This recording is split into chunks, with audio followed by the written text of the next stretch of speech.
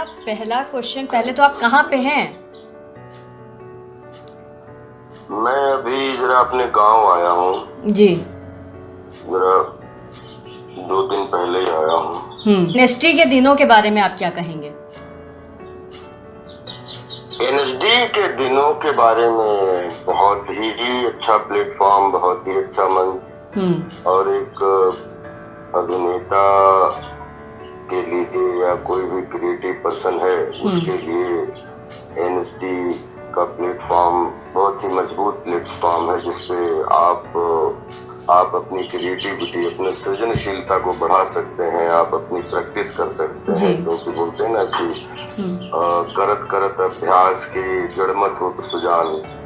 तो एनएसडी जो है अभ्यास का केंद्र है, और वहाँ पे अभ्यास करके तो मेरा एक चीज मानना है कि कोई इंस्टीट्यूट दुनिया में ना किसी को एक्टर बनाता है, ना कोई फैक्ट्री किसी को उद्योगपति बनाती है, ना कोई स्पोर्ट्स को कोई एकेडमी स्पोर्ट्समैन नहीं बनाती है। वो स्पिरिट तो आपके अंदर ही होती है, और लेकिन दीवारों के बीच आपको प्लेटफॉर्म मिलता है तो इंस्टीट्यूट बोलते हैं, और उसमें फिर आप सिद्धांतिक जो है वो तो सब पढ़ते हैं, सबके अलग अलग सबके सिद्धांत पढ़ते हैं, लेकिन एक प्रैक्टिस करके मंच एक अभिनेता के लिए, चाहे स्पोर्ट्समैन हो तो उसके लिए क्रीज बहुत जरूरी है, मैदान बहुत जरूरी है।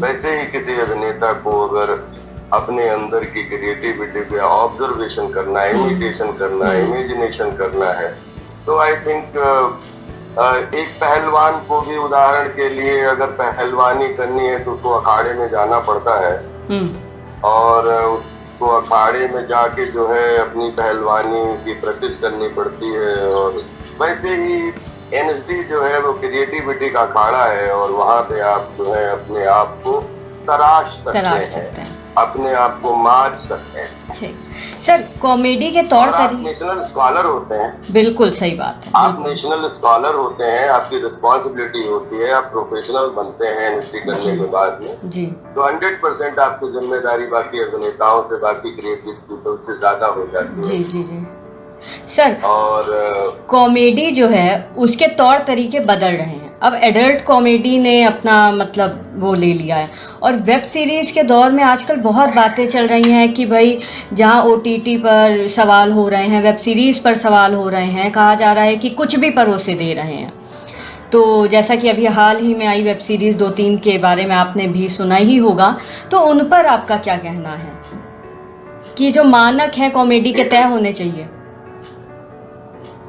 जो एडल्ट लैंग्वेज की बात कर रहे हैं आप? जी जी, मैं इसको कोई भी क्रिएटिविटी नहीं मानता हूँ। ये लोगों की बीमारी का एक दिखाने का, क्योंकि क्या होता है, चाहे भारत हो चाहे पूरी दुनिया हो, जहाँ एक मनोरंजन एक ऐसी चीज होती है जहाँ पे बेटा बेटी, भाई बहन, पति पत्नी, माता पिता सब एक साथ बैठ के किचन में किसी चीज का एंजॉय कर सके, तो इसको तो बोलते हैं स्वस्थ मनोरंजन। और ये भी मुझे मालूम है, मुझे इसके अलावा जो ये ओटीटी प्लेटफॉर्म पे, ओटीटी बहुत अच्छी चीज है, आप वेब सीरीज बना सकते हैं, लेकिन अपने भारत में ही इतने अलग अलग कॉन्सेप्ट हैं, तो शायद उनको बनाया जाए तो इंडिया में हर परिवार को बहुत अच्छा लगेगा। क्योंकि क्या है, इससे ऑडियंस हमारी जो देख तो लेते हैं, क्योंकि ये मानव की मानसिकता है कि कोई भी ऐसी चीज जो जिसमें आप आम जगह वो बात नहीं कर सकते हो, अगर कोई टीवी के माध्यम से या वो प्लेटफॉर्म, किसी भी प्लेटफॉर्म के माध्यम से आप एक ऐसी लैंग्वेज जो हम रोजमर्रा की जिंदगी में यूज नहीं करते, पर्टिकुलर किसी प्लेस पे यूज करते हैं, और वो जानते सब होते हैं, चाहे वो मेल हो चाहे फीमेल हो, वो बातें सब जानते हैं, लेकिन उनको कुछ चीजें जिंदगी में जीने वाली होती हैं जिनको व्यक्तिगत जीवन बोलते हैं, कुछ पब्लिक की लाइफ होती है। तो पब्लिक की लाइफ में हमें एक अनुशासन तो रखना पड़ता है कि हम क्या चीज बोलें जिससे किसी को जो है ऐसा फील ना हो, जिसमें बोलते ना कि मैं ऐसे ना सिनेमा को मानता हूँ, ना ऐसे किसी भी प्लेटफॉर्म को, मैं इस प्लेटफॉर्म का हिस्सा ही नहीं होना चाहता जिसमें मेरी बेटी मेरे साथ वो सिनेमा ना देख सके या वो कोई सीन ना देख सके, क्योंकि मनोरंजन जो होता है वो मनोरंजन सबका होता है। मनोरंजन किसी पर्टिकुलर किसी चीज के लिए नहीं होता है। माँ की बहन की गालियां दे के तो ये तो जब फिर ये ऐसे अगर मनोरंजन बनाने हैं तो फिर जानवरों को जंगल में चराइए और वहां कोई नहीं होता दुनिया में, फिर वहां पे आप इस तरीके के सब करते रहिए। और तो हमें नहीं लगता है कि इस लैंग्वेज में, और फिर जंगली लैंग्वेज किसको कहेंगे मुझे पता नहीं, लेकिन मैं इसका हिस्सा जीवन भर नहीं होना चाहता। ठीक सर, तो वेब सीरीज को कहीं ना कहीं मानते हैं कि आपको कि कैची चलनी चाहिए वेब सीरीज पर भी? वेब सीरीज को मानता हूँ, लेकिन वेब सीरीज की नीति को नहीं मानता हूँ, नियति को नहीं मानता हूँ। उसके पीछे बनाने के पीछे ऐसा कारण लगता है कि ये लैंग्वेज बोलोगे तो लोगों को अच्छा लगेगा।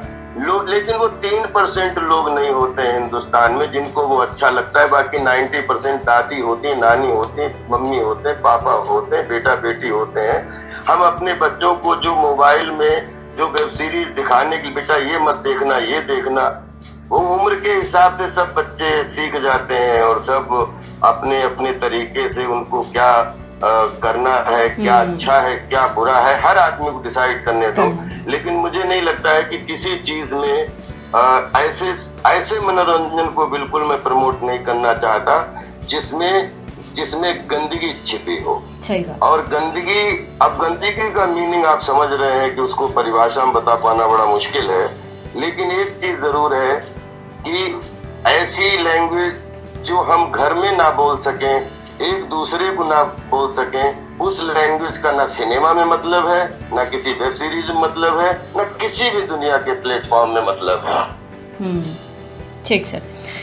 रियल लाइफ में हंसाने वाले राजपाल यादव की रियल लाइफ कैसी है, उसके बारे में सब जानना चाहेंगे।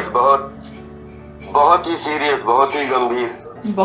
आपने जो क्वेश्चन पूछा और मस्करागिरी बड़ी हमने गंभीरता से की है और इसलिए एक गंभीरता से मशवरा रखता हूँ। लेकिन मनोरंजन का मतलब हमेशा सबका ब्लड सर्कुलेशन बहुत अच्छा हो, लेकिन ब्लड सर्कुलेशन के साथ में हम जो शब्द पढ़ें वो हमारे मस्तिष्क को गंदा ना करें, क्योंकि बहुत कुछ पूरी दुनिया में बहुत कुछ गंदा घूम रहा है और जिसको पचाना मुश्किल होता है। लेकिन एक चीज जरूर है कि मनोरंजन को बहुत मानता हूँ, और वो चाहे वेब सीरीज में आए, वो छोटे चुटकुलों के रूप में आए या स्टैंड अप के रूप में आए या किसी के रूप में आए, लेकिन वो ऐसा हो कि जिसमें आपको अच्छा लगे, आपके मन को अच्छा लगे, आपके तन को अच्छा लगे और आपका मूड फ्रेश हो जाए। सही बात। तो मुझे लगता है कि वो उस सिनेमा और उस एंटरटेनमेंट की मैं बहुत इज्जत करता हूँ। सर देखिए, आपको एक उदाहरण के तरफ श्रेया जी, एक उदाहरण अगर आपको दूं जी, तो मुझे ऐसा लगता है कि चाहे आप कितनी भी बना लीजिए ये ग्रेट ग्रैंड मस्ती और एक ऐसे तरीके की फिल्में, लेकिन 100% हमारे देश में ये भारत की भूमि है ना, इसमें हम आपके हैं कौन की ही पूरा जीवन है। आप किसी को भी दिखा दीजिए लव सेक्स धोखा, किसी को दिखा दीजिए, लेकिन जब लड़का अगर लव सेक्स धोखा देख के आएगा तो अपने माँ बाप को भी नहीं बोलता है कि मैं लव सेक्स धोखा देख के आया। मेरी बहुत इच्छा है कि अगर बच्चों को सही लैंग्वेज सिखानी है, बच्चों को बायोलॉजिकल थिंग्स सिखानी है, हालांकि किसी को सिखाने की जरूरत नहीं है, हार्मोन अपने आप उम्र के हिसाब से अपने आप सब सीख जाते हैं। लेकिन अगर उनको शिक्षा देनी है तो फिर इसकी शिक्षा दीजिए, शिक्षा में अगर इसको पार्ट बनाइए। सर मेरा दूसरा क्वेश्चन आपसे ये है, नहीं बिल्कुल नहीं, दूसरा क्वेश्चन ये है मेरा सर आपसे कि चीन विवाद इतना चल रहा है और कोरोना संक्रमण चल रहा है, तो ऐसे में इन दोनों मुद्दों पर आपकी प्रतिक्रिया देखिए, मैं कोरोना ऐसा संकट है जो पूरे विश्व के लिए एक बहुत ही एक किसी के एजेंडे में नहीं था, ना किसी गवर्नमेंट के, ना किसी एक ऐसी आपदा आई है जो 1918 में एक बार एक ऐसी महामारी आई थी, उसके 100 साल बाद ये एक तरीके का एक ऐसा वायरस आया जिसने इंसान को इंसान से अलग कर दिया। एक दूसरे से हाथ मिलाने से डरने लगे लोग। मैं चाहता हूं कि इससे भारत बहुत विल पावर का तेज है, इससे निपटने के लिए पूरी गाइडलाइंस को फॉलो करते हुए प्लीज सब अपने अपने अनुशासन में और इस कोरोना में की जंग में हर आदमी एक सिपाही है और सिपाही बन के इससे लड़े। और रही बात चाइना की, तो चाइना जहां देश खड़ा है वहां मैं देश के साथ खड़ा हूं, क्योंकि चाइना की चाइना का जो क्या बोलते हैं कि जो नजरिया है दूसरे लोगों को देखने का, दूसरे देशों को देखने का, मैं खुद चाइना हांगकांग से लेके हर जगह गया हूं, चाइना का नजरिया भारत के प्रति कभी अच्छा नहीं रहा। और ये गलत बात है।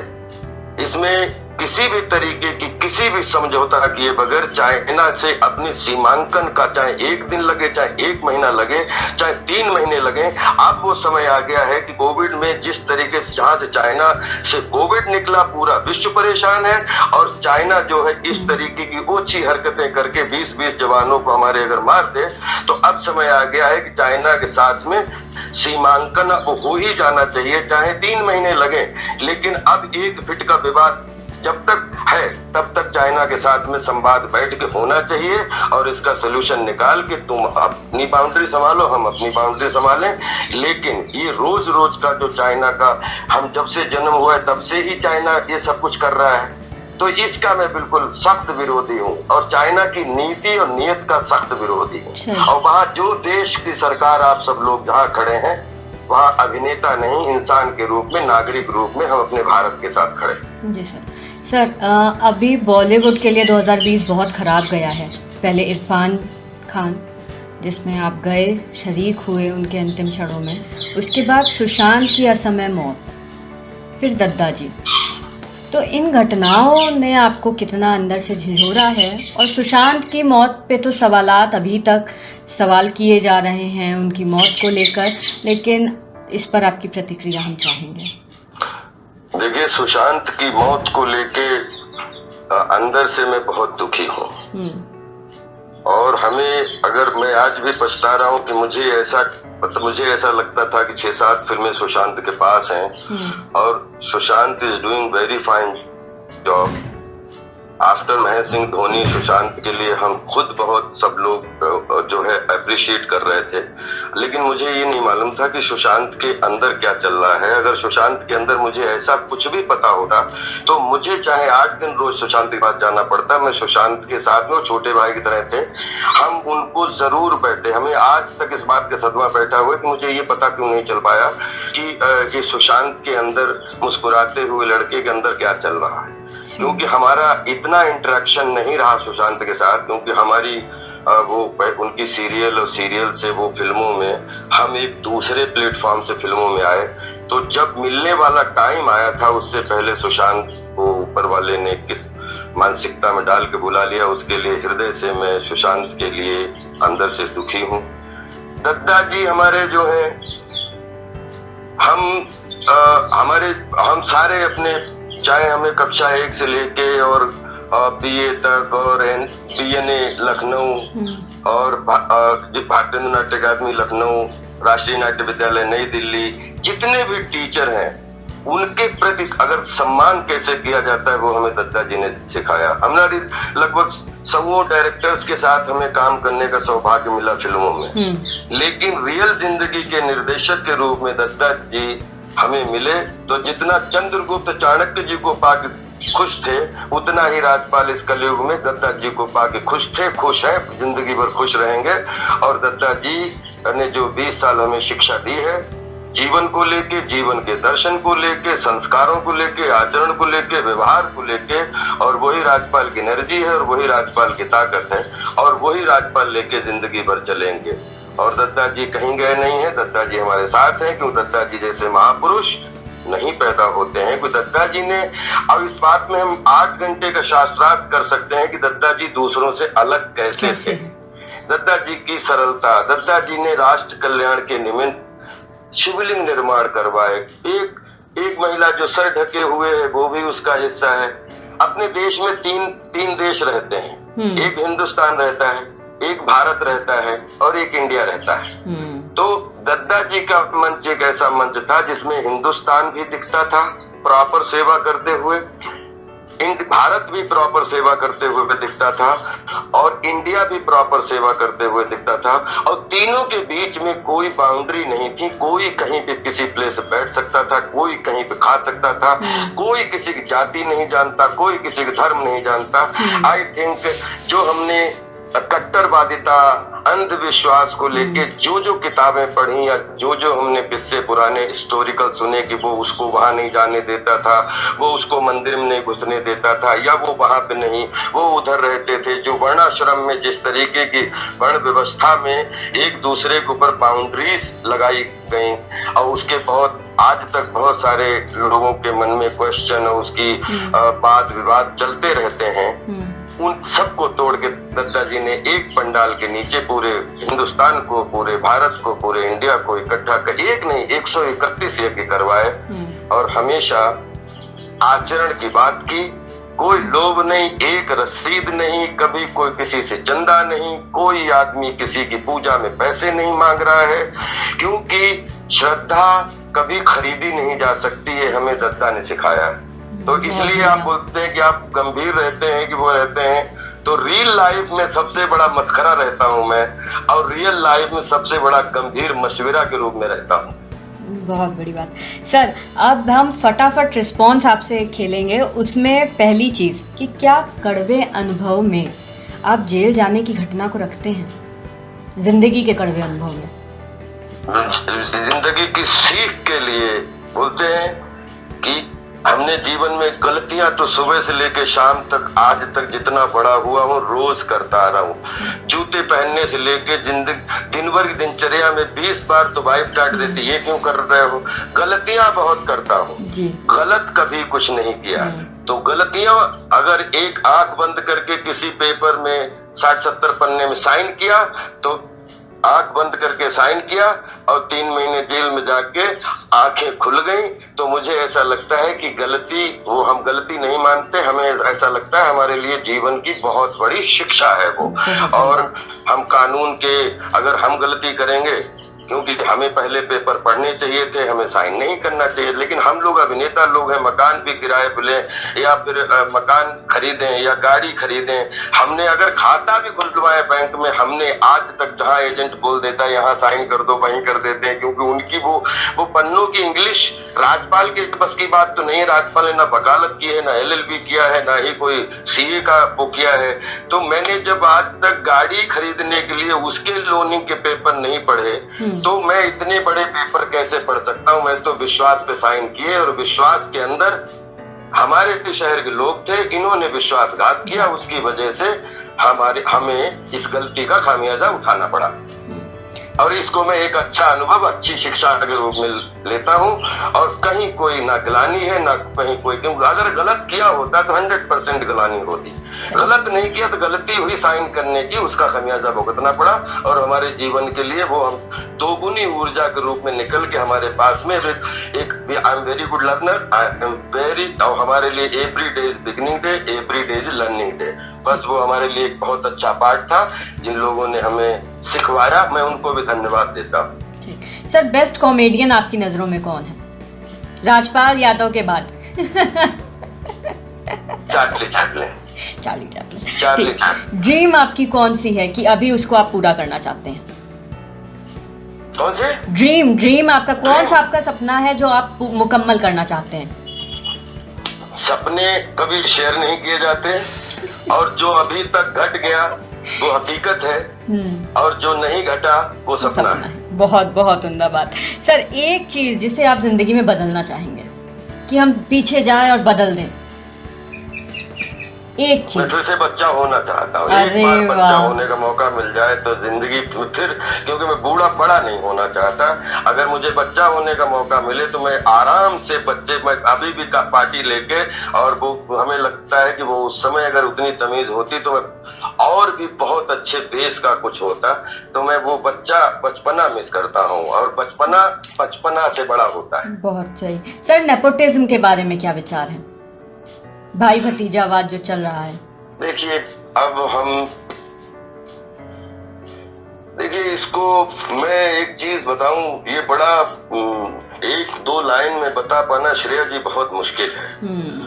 मुझे ऐसा लगता है कि कौन सा ऐसा परिवार है, कौन सा ऐसा उद्योग है, कौन सा ऐसा खेल है, कौन सी दुनिया में ऐसी चीज है जिसमें अगर मैं जो करता हूं तो मेरा बेटा बड़ा होगा तो वो उसी में जाना चाहेगा। लेकिन ये एक ऐसी फील्ड है जो परफॉर्मेंस की फील्ड है, जिसमें आप अगर स्पोर्ट्स को बिलोंग करते हैं तो आप कितने भी बड़े बाप के बेटे हो, अगर आप क्रीज पे जाते हैं तो आपको बॉल नहीं खेलनी आएगी तो आप पवेलियन में बैठेंगे जाके। मुझे ऐसा लगता है कि अगर फिल्म इंडस्ट्री में कितना भी एक भाई भतीजा बात चल जाए, लेकिन कला का कोई परिवार नहीं होता। कला जितनी बिखरती है उतनी ही निखरती है, और कला के लिए संसार जहाँ पे खत्म होता है, कला का उद्गम वहां से होता है।